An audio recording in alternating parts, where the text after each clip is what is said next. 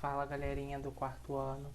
Nesse vídeo que o Fidelis está gravando, nós vamos tratar acerca das propriedades da multiplicação e o início da divisão.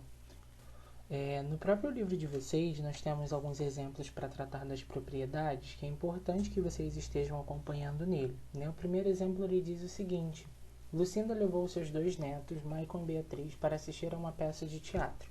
Cada ingresso custou R$12. E para saber quanto Lucinda gastou, Maicon e Beatriz efetuaram os cálculos de forma diferente. Maicon fez 12 vezes 3, tá? E Beatriz fez 3 vezes o 12. Só que reparem que os resultados foram o mesmo. Assim como na adição, a adição ela tinha lá 3 propriedades. A multiplicação também possui essas mesmas 3 nomenclaturas, sendo que a definição da propriedade comutativa para a multiplicação diz o seguinte, que em uma multiplicação a ordem dos fatores não altera o produto.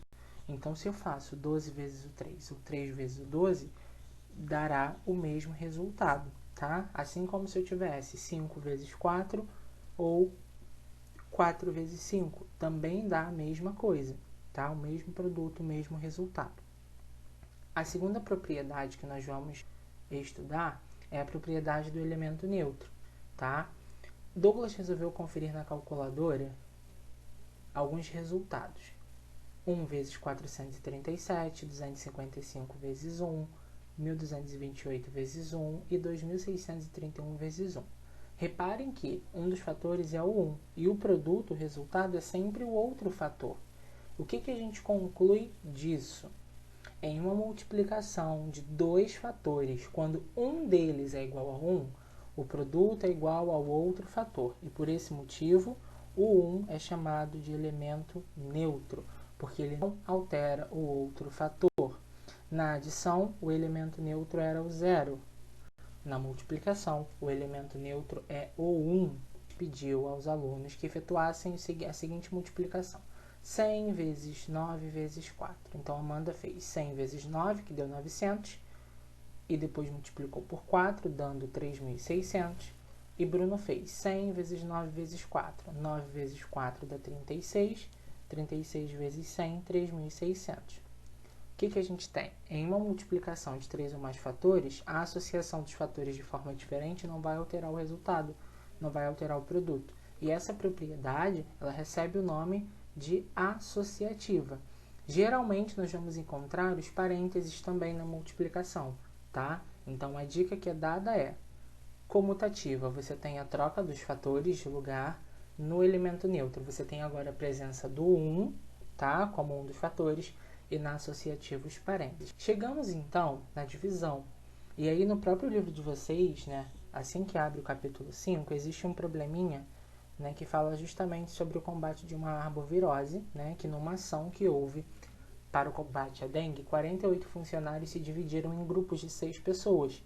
Só que para determinar quantas pessoas, quantos grupos foram formados, devemos verificar quantas vezes o 6 cabe dentro do 48. Vocês não têm mais que fazer aquela divisão por grupos. Eu vou fazer 48 elementos e vou agrupar de 6 em 6. Isso vocês, não é que não pode fazer, mas o ideal é vocês trabalharem com a tabuada. Então, se vocês tiverem a tabuada de forma tranquila na mente de vocês, a divisão será feita com maior rapidez, tá? Então, observem que foi colocada aí a tabuada do 6. 6 vezes 1, 6. 6 vezes o 2, 12. 6 vezes o 3, 18. 6 vezes o 4, 24. 6 vezes o 5, 30. 6 vezes o 6, 36. 6 vezes o 7, 42. E 6 vezes 8, 48. 6 vezes 9, 54. E 6 vezes 10, 60.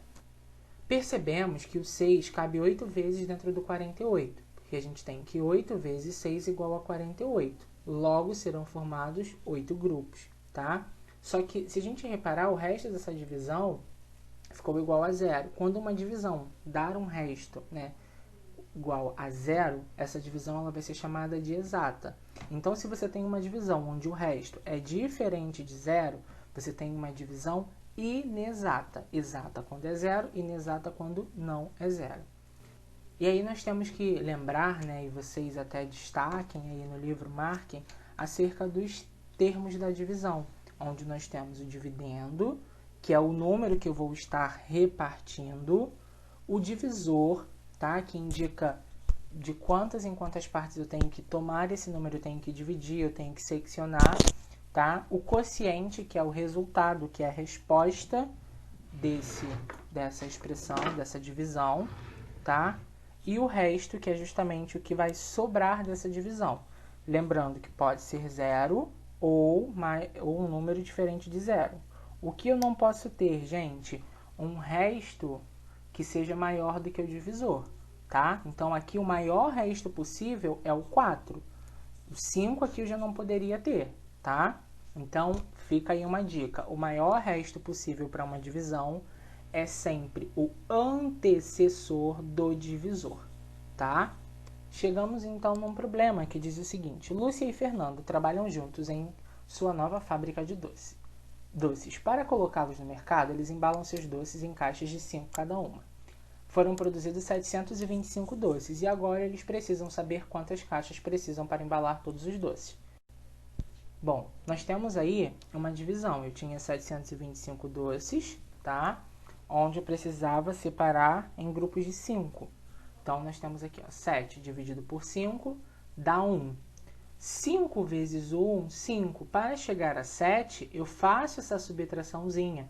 Tio, posso fazer mentalmente? Pode, mas se você em alguns momentos tiver números muito grandes e não conseguir realizar essa conta, essa subtração mentalmente, é importante que você faça dentro da própria divisão. Então, 7 tira 5, 2. Esse 2 vai ficar ao lado desse. 22 por 5, eu encontro 4 como resposta. Então, 5 vezes o 4, 20. Para 22, sobram apenas 2. Agora vem o 5. 25 dividido por 5. O que a gente tem? A gente tem que 5 vezes 5 dá 25. Para chegar a 25, nada falta, então resta 0. Eles precisarão de 145 caixas, sendo que, se tivesse que classificar essa divisão, nós classificaríamos a mesma como divisão exata, porque o resto dela é igual a 0.